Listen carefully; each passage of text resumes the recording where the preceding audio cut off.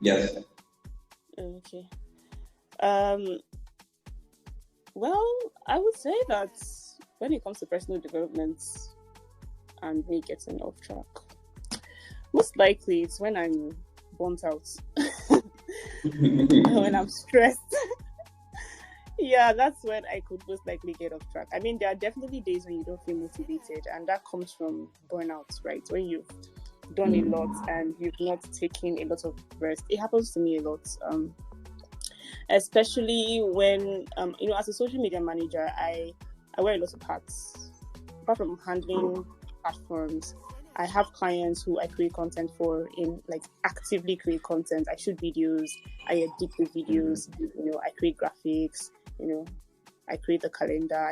It's a lot coming in. So they're having to, when you're probably just starting out, because that's what mostly happens when you're just starting out in social media management, and you have to wear all of those hats for some small clients.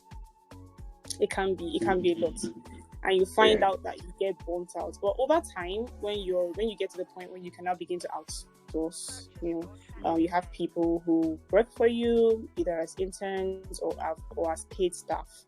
It gets easier. Doesn't mean that you won't get burnt out. You definitely still will. I mean, we all do get tired every now and then. Sometimes you just want to rest and not do anything for a while. So yeah, that's when I typically get off track. With personal development, I'm not willing to take courses or do anything. I just want to rest. That's when I'm burnt out and tired, basically. And to get back on, of course, the ideal thing to do would be to take some time out, rest, see a movie, if it's something that you need to do long term, because it depends. There are some times when you just need to take rest for a day and you'll be fine. But there are some times when you need to take months off. Like, I know of a couple of content creators as well who have not created content for like 1 or 2 months because they needed to get their mind back on track. They needed to take time off.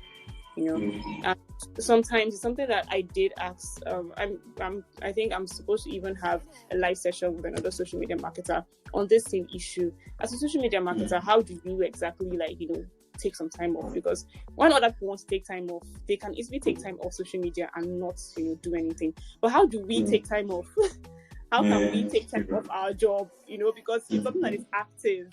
It's not like you can just do it and just disappear. You have to be there. So how do you manage? How do social media managers manage their mental health? How do they manage to take it off? So yeah, ideally, if I were to get back on track, I would need to take some time off to cool my head and get back